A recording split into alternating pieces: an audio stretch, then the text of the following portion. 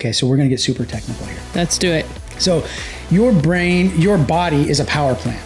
You are emitting an electromagnetic field right now. Each one of us are doing that. We're like a little power plant. Yeah, and talk therapy is not always available to us either, Yeah. Right? Like it's really not. Sometimes we can't get a hold of our therapist. We can't get a hold of our friends. There's nobody we can talk to about this thing. And so this is a tool that you can use on your own. Crime that is spreading and creating just chaos in cities. We look at all this crime and everything that is happening. I'm not trying to get political. I'm trying to share with you the facts of the matter and research this. Look it up. You'll see exactly what I'm talking about. This is where the system is breaking down. Yeah.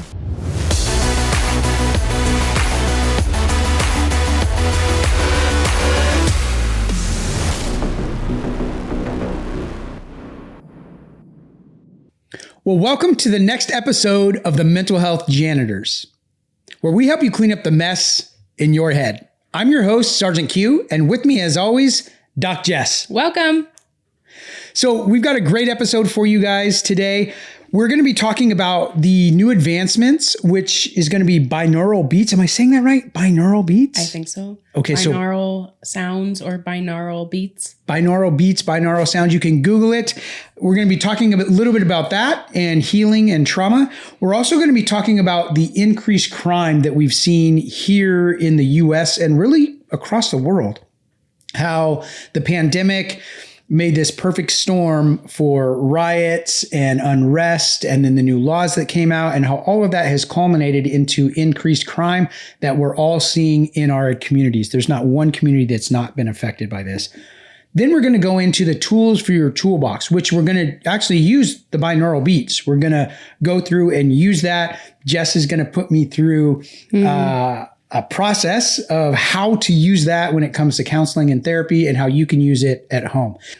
All right, so let's talk about these binaural beats. I've heard of them. I've listened to them a couple times, but I didn't really go too into it. I understand the research behind it, but this is something that you've been using yourself or in therapy, or how have you been using it? Just like you, Aaron, is I used it a couple times in my journey to try to find tools to help me. And so when I am in a heightened state with my own PTSD, this is one of the tools, maybe a handful of times in the last 10 years I've used it. And I mean, I should probably use it a little more because I did notice it doesn't make anything worse. And so it could be something that I could put into my practice in my toolbox to use a little bit more. But a lot of it is just learning the research and the science behind it. What does it mean? How does it help us connect? Right? Because we always go back to our nervous system. Right. And that's what's hijacked, and our mind, body,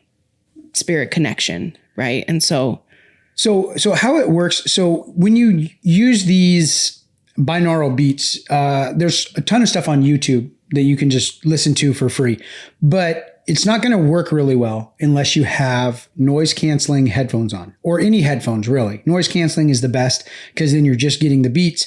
But if you just listen to it like on YouTube on your phone, it's not going to work, because the trick is that each ear is getting a different signal, a different beat at a different time.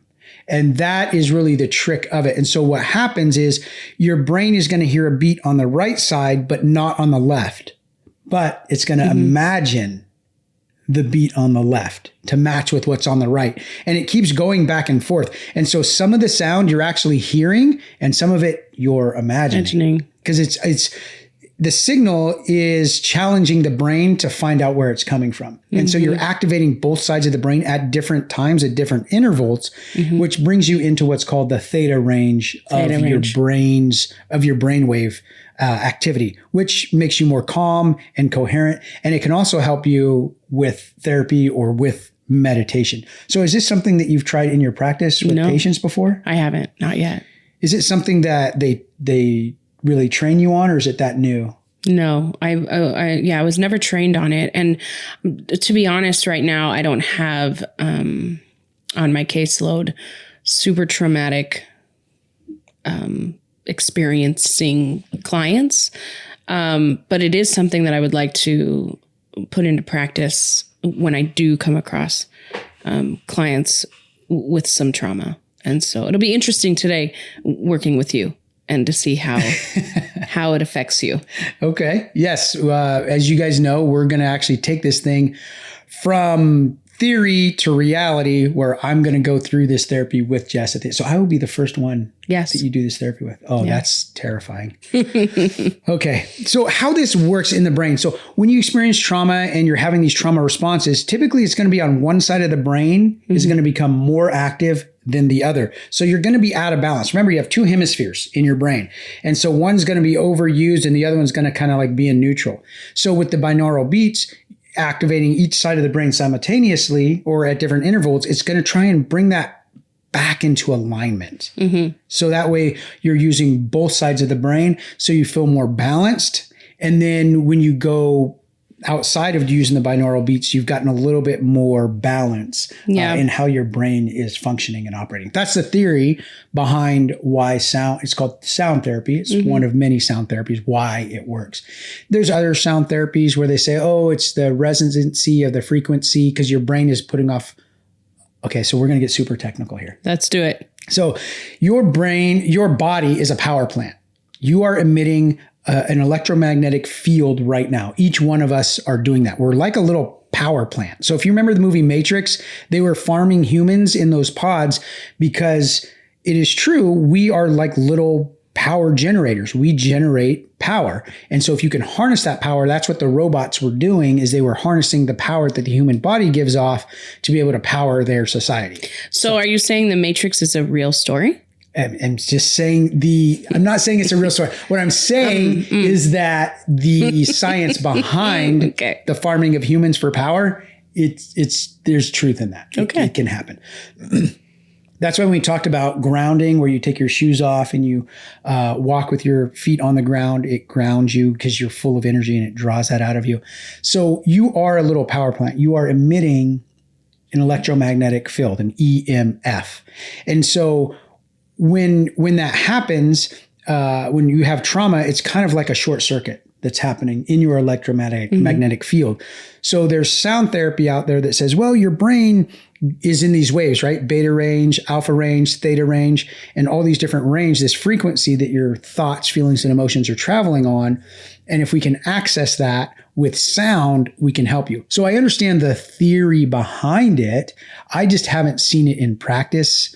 So this will be my first time having this kind of experience to see what it's like in practice. Like I said, I understand the science behind it and I understand the theory they're talking about, but I also understand the science behind it because I understand how the human body works, about how we generate power, about how we have this electromagnetic field, this EMF around us. And so I understand how that works. So this will be interesting for me to learn firsthand how these binaural beats operate. And if you think about it, sometimes our, frontal cortex, that fight or flight, is so activated, talk therapy is not what's best for you in that moment.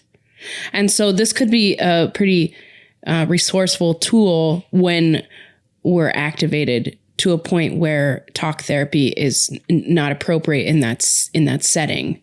Yeah, and talk therapy is not always available to us either. Yeah. Right? Like it's really not.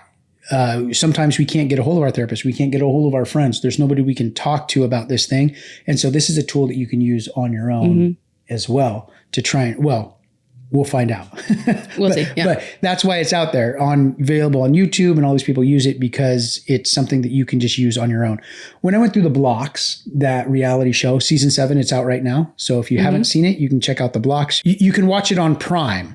It's on Prime right now. You can watch season 6 of The Blocks. I'm on season 7, or you can download the Blocks app and you can watch it there. Watch me on season 7.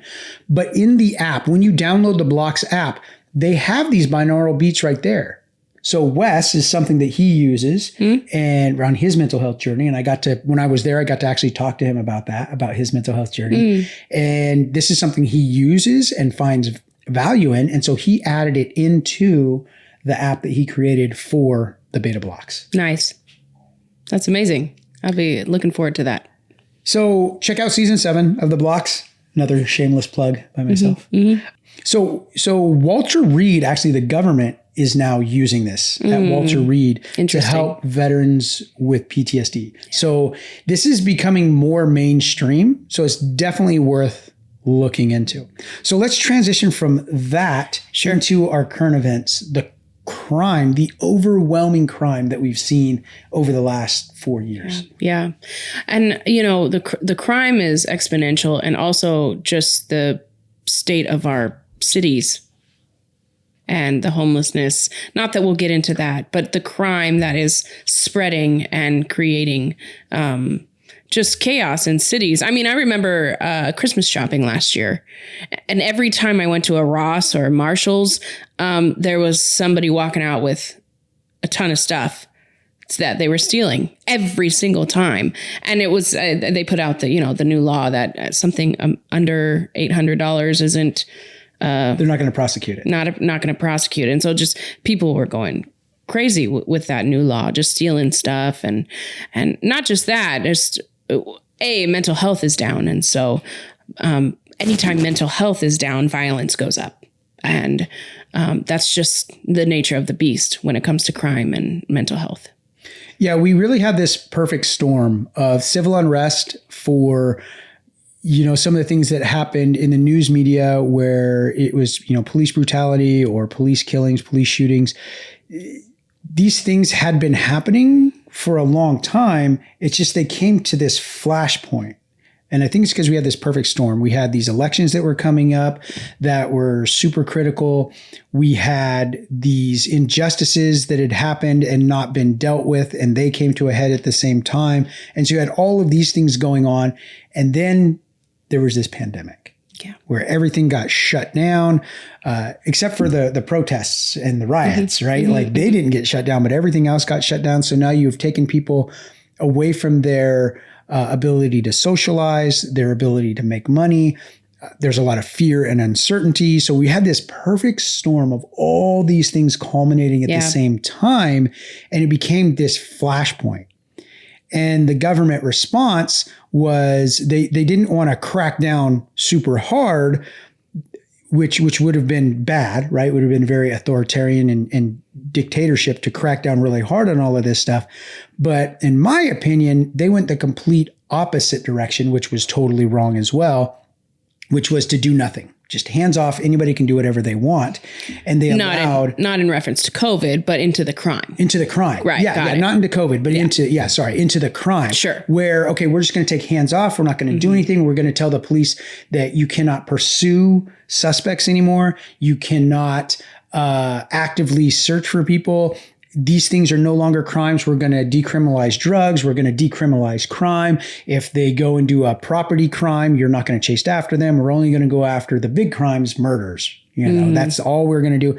Everything else, we're going to let go. The court systems were, and this wasn't the police officers' fault. They were following the mandates that were handed down from the politicians and from the court systems who were no longer prosecuting these people. They were just letting them out, letting them go. They would go commit these horrible crimes and then they would get let out.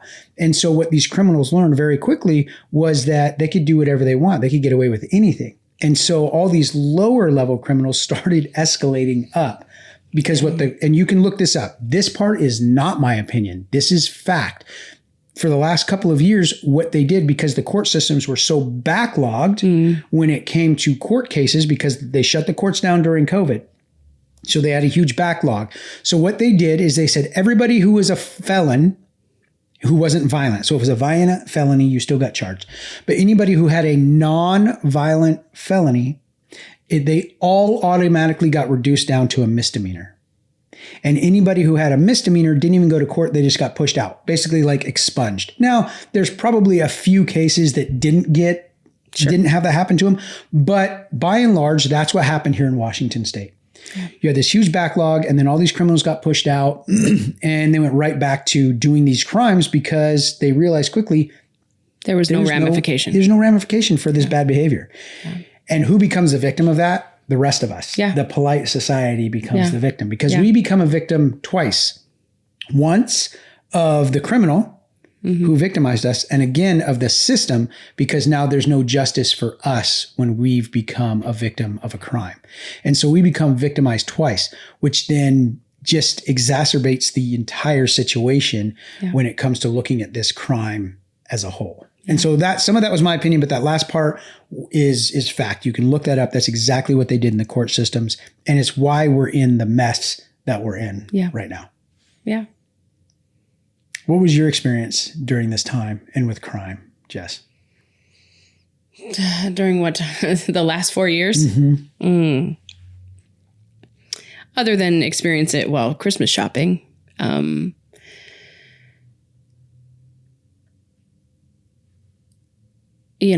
don't have any real direct experience with crime other than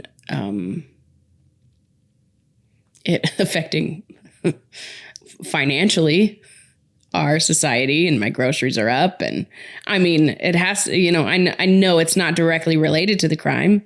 Well, it kind of is, because yeah. The more that Walmart loses going out the door, they have to raise the prices on everything else to make up for that. Yeah. And if you look down in Portland, Walmart pulled all of their stores out of Portland. And there are several other large retailers who've done the same. And again, who does that affect? That affects the people who are on the lower income scale who are shopping in those places, because now those places are no longer available to them because they were losing too much money. They realized that the politicians and the judges weren't going to change. And so they pulled their operations out because they were tired of losing all that money. Yeah. Well, and it's just the cycle effect of I lose on clientele because they don't have the money to pay for therapy, because they're putting money out trying to make up for all the areas that they have to spend more in their life because of the aftermath of all these things that have accumulated and are creating the aftermath of all of this. And some of it, can be attributed to the crime, and some of it, supply and demand and all those things that we could go for hours about. But really, if I go back to when I was an in-school suspension teacher through all this, oh man, the crime that some of my kids were getting into was pretty heavy. The drug use, the decriminalization of the drugs that just let some of my kids just really go off the deep end during this time. Some of my students got into some pretty hard drugs because it was easier to access and it was less penalized when caught with it. Yeah, it just kind of snowballs. Yeah. And so I see a lot of this. I'm going to be real careful about what I talk about next. I'm part of the Auburn PAC, so the Police Advisory Council. I'm part of that. So it's a diverse group of citizens that come together and advise the police on different issues. And we've been seeing this and been trying to deal with this. And this is how I know so much about that. It's not the police officers wanting to not enforce the laws or let criminals go. That's not it at all. They're just as frustrated. What it comes down to are these really soft on crime judges that are not prosecuting these criminals, and the lawmakers that put these laws in place. That's where the blame really needs to be put at their feet, because they created this situation. And a lot of times who we see is at fault are law enforcement, because they're visible. Yeah. We see them like, you didn't handle this thing. This person stole my car and you didn't do anything about it. Well, because the law says they cannot chase that individual, that car chases are no longer legal. Yeah. And when they do capture that person, they get let out the same day. Again, that's not the police officer's fault. That is the judge who is presiding over those cases, who is soft on crime and allowing that person to go back out into society and victimize somebody else without any recourse. And so when we look at all this crime and everything that is happening, I'm not trying to get political. I'm trying to share with you the facts of the matter, and research this. Look it up. You'll see exactly what I'm talking about. This is where the system is breaking down. Yeah. And this is the problem that we are dealing with. And I have several different incidences of myself being a victim of crime during this time, where a couple of years ago I was at Home Depot and these 3 teenagers tried to rob me, which they didn't realize I was a combat Marine. And so one ended up at the hospital, the other one ended up at gunpoint, and the third one ran off. And the police came, arrested the 2 that I had in custody, and took them to jail. A year later, I'm calling around trying to find out, hey, what happened with these kids? Like, am I going to go testify? Like, what's going on?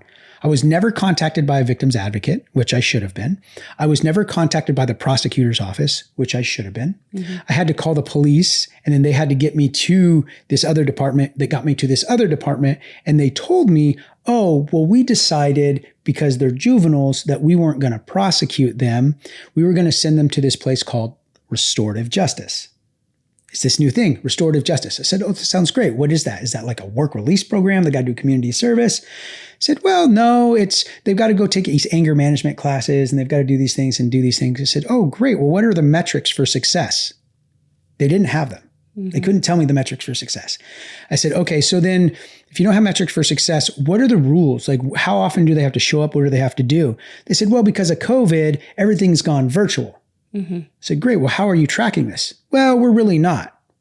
So the restorative justice, literally, they didn't do anything. These people had no idea what the metric for success were. They couldn't tell me anything about the process, the program. If the kids had even completed this process, they couldn't tell me anything about it because they just didn't keep any of that data. And everybody, of course, wants to blame it on COVID. But I became a victim twice. I felt victimized all over again because, number one, these kids assaulted me and tried to rob me. And then number two, the system didn't do anything about it. So I felt like I was a victim twice. Yeah. There was no justice. No justice. Yeah. And so I think that feeling of there is no justice for me, going back to, the protests and the riots, there were a lot of people who felt like they'd been a victim of police brutality or a victim of profiling or a victim of something else. And then that was their voice. It was like, I'm being victimized again and again, and nobody's listening. Nobody's helping. Nobody is speaking up for me. Yeah. And so I felt that. I know exactly what that was like. Yeah. So that's the increased crime. So I wanted to share something really quickly. So they did this study. It was called the International Peace Project. They did it, I want to say, in the 60s. You're going to have to look this up, fact check me on this. But they had people in the Middle East, I want to say in Lebanon, actually, they had people praying and meditating at a specific date on a specific time, and they would measure the amount of violence that would happen in the city.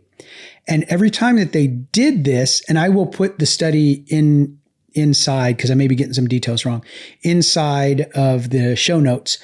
But what happened was that there was a marked decrease in violence when these people who are specifically trained to pray and meditate on peace during this time, when they would do that for this 20 minutes a day, they would watch, or I think it was an hour a day, they would watch the amount of crime would decrease during these set aside times. Yeah. And so it just goes back to what we talk about, the power of intention, the power of prayer, how that really does not just affect you, but the greater environment. And so we'll have to do a whole nother show on that. Well, and if you think, like, if we circle back around to elevated crime, right? When our mental health isn't safe, when our mental health isn't healthy, we are more agitated, we are more irritable, we get angry easier, and it's a recipe for disaster. And so focusing on things in our own lives that we can do intentionally to get some of those things under control is, I mean, I know when I'm triggered or like hypervigilant and I'm, maybe driving, my road rage might be a little elevated, right? So even in my own life, I find myself more violent towards in my speech, in my tone. And so imagine somebody who has no tools and who has not a master's degree in counseling. Like the average Joe they're not going to know how to handle it, and it's going to come out in different ways. And if we're not being intentional about taking ourselves from just what we know to growing into getting some more tools, that will, the anger and the bitterness and the agitation will get the best of us every time. So let's move right into our tool then, right? Let's give everybody a tool, myself included. So we're going to reset here, and then you'll be able to explain to us what we're going to do and how it works. Yeah. All right. Okay. All right, Jess. So tell us about what we're about to do, this therapy with the binaural beats. What is this about and how do we do it? Yeah. So I'm going to unpack maybe something that might be a little traumatic for you, just for a few minutes, and try to get some of those emotions worked up in you. And then we're going to use the binaural beats as the tool to see if it helps you realign your nervous system once it's activated a little bit. Okay. So we'll start now. So is there something that's happened to you recently that's really activated or heightened your emotional state? Yeah, we were doing pre-show, and I got a phone call from a veteran who's been through my program. He's a good friend of mine. And he had another veteran friend of his who was dealing with suicidal ideations. And had this incident happen. He's probably going to lose his career because he wasn't managing his mental health, and some things happened. He got arrested and he's feeling suicidal now. So this friend reaches out to me that I've worked with and says, hey, how do I help this guy? Is there anything you can do to help him? And so immediately I'm put into emergency mode. Yeah. Like, okay, what can I do? How can I help? Where is he at? Is he safe? So I'm going through all these different things. And then as I'm sitting there working with my friend on getting resources for, his friend, all of these, I just felt overwhelmed in that moment multiple times where I could catch myself almost tearing up on the phone because I know what it's like to be in both of those positions, in my friend's position and his friend's position. Because I've dealt with those suicidal ideations before. Like I've made these mistakes, and I'm never going to be able to, my life is worth nothing now. I've gone too far that I can't get back. I was living in my car, homeless, lost my job. I was like, I have nothing. How did I go from being literally a top tier operator in the Marine Corps to being homeless, living in my car? I can't hold down a job. It was incredibly demoralizing. So I knew what it was like to be absent of hope and to feel like you just wanted to end your life and just be done. I was just tired. Yeah. And so I knew what that was like. But I also knew what it was like to be my friend who had someone who was dealing with suicidal ideations that you cared about and not know what to do to help them. And that is an equally debilitating place to be, where sometimes you want to help, but you're so afraid that you're going to do the wrong thing and make it worse. And so you don't know what to do. And so a lot of times you just do nothing because you don't want to make things worse. And you see this too, where people are in emergency situations with a car crash and the car's on fire, but they're too afraid to pull the person out because they don't want to paralyze them. The dude's burning to death. Get him out of the car. Yeah. But for whatever reason, we freeze up.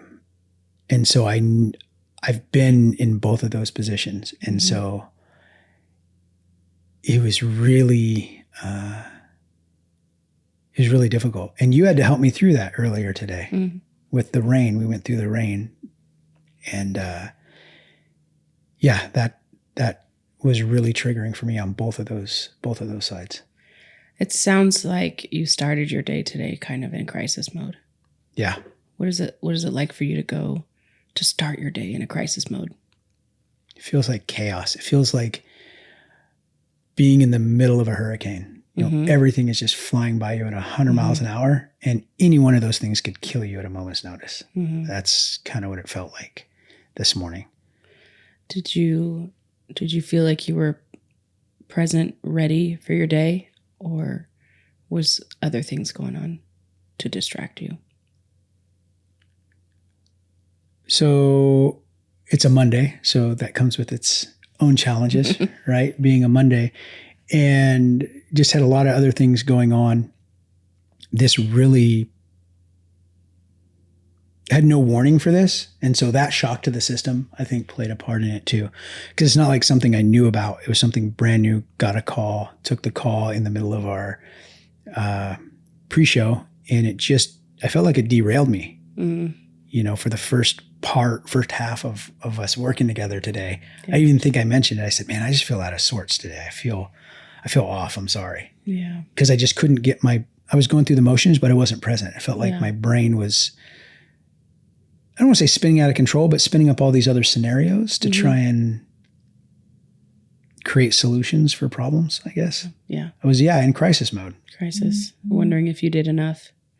Wondering if you could have done more. Yeah. Yeah. Like, is the help I gave, was it sufficient? Did it help? And then the other side is, will this guy accept the help? That's the big unknown, right? I can only do so much. That's another powerless thing. It's like, gosh, I can do what I can do, but he's got to do his part. Yeah. And if he doesn't, then was I not effective? And I know that's not true, but that's how you feel sometimes. Yeah. Like if I was just better at this job, man, I think that's where it is. Like if I was just better, then I could, if he fails, then I feel like if I was better, then he wouldn't have. Yeah. And even though I've never met this guy, I don't know anything about him, he doesn't know me, it still feel that way. Yeah. Like if I was better, then I could change the outcome. Yeah. So I can see you're getting a little emotional. Sake of time today, this is when I'm going to introduce our tool. Okay. Is that okay? So I'm going to have you put your noise canceling headphones. And we're just going to listen for 2 minutes. And we can pause and then come back if we want. So just put it on? Yeah. First, I want you to take 4 deep breaths.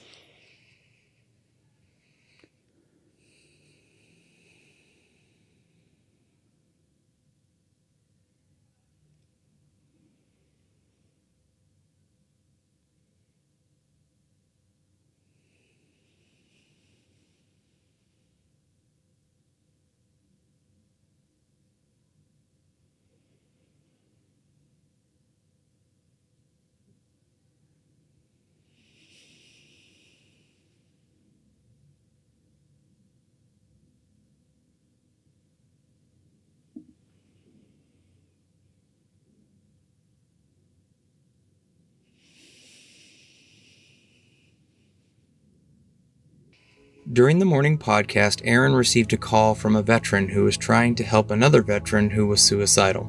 This veteran's friends were looking for ways to help him when they reached out to Aaron. He immediately deployed resources and connected them with a facility that could take the struggling veteran.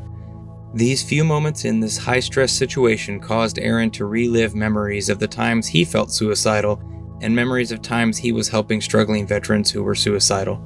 During the morning shoot, Aaron seemed distant and confused and asked to stop production. His brain just wasn't with it, and he felt disconnected and needed a few moments to collect himself. Doc jumped into action. She put him through the RAIN technique from our previous episode, helping to reestablish the brain-body connection. Aaron continued with his work. These traumatic events can trigger any of us. None of us are immune, not even Sgt Q. These are real, raw moments in our lives that you bear witness to. We hope by sharing these behind-the-scenes intimate moments, they will help break down barriers around mental health.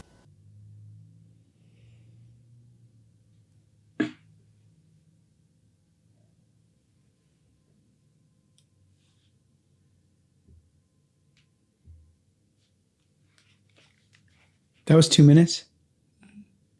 It seemed like 10 seconds. What was your experience? I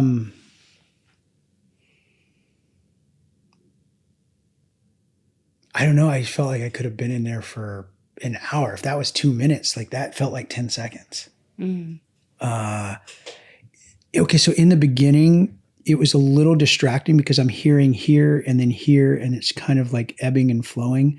And then it got to this where it felt very disorganized, disjointed. The sounds were chaotic, but it didn't last for very long, that chaoticness.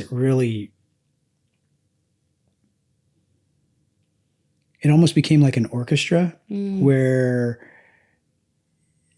all the instruments, playing together the same way. And it started to feel like that, where it just made sense, the sound that I was experiencing.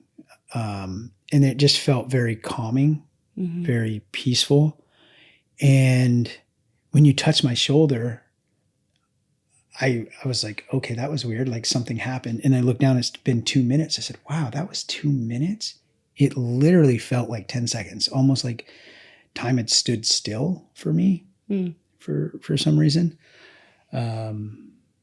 Could you see benefit to doing it maybe for 20, 30 minutes? Oh yeah, absolutely. I didn't, I guess when I'd done it before, I didn't really have intention when I was doing it. I was just like, oh, I'll try this thing and see what happens. But here there was intention. And I don't think I was in that emotional state. I was just trying it just to see what it was like. But I wasn't in an emotional state when I did it. Yeah, I 100% see value in that. And I think when we're done here, I'm just going to go sit for a few minutes and do this. Awesome. Because today has been a little bit of a doozy for me. Yeah. Well, how about this? How about I close us out today? Yeah. Okay. Let you do it. Yeah. So today, you guys, we went over the binaural sounds and beats.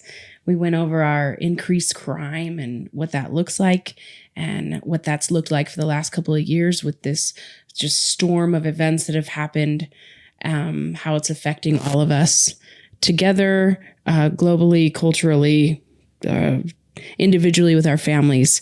And then you guys got to watch us kind of do an unpacking of a micro counseling session where I was able to pull some emotions out of Aaron and then use the tool of the binaural sounds or binaural beats, just to see how it would affect him in the moment of feeling some emotions. And it sounds like it's something that both him and I are probably going to implement in our lives a little bit more. So, and with that, you guys, every week we like to educate you, like we have today. We like to empower you to take this to your employees, your friends, your family, and then we're always going to be here every week to continue encouraging you guys. So have a great week. I'm Doc Jess. I'm Sgt Q. We're out.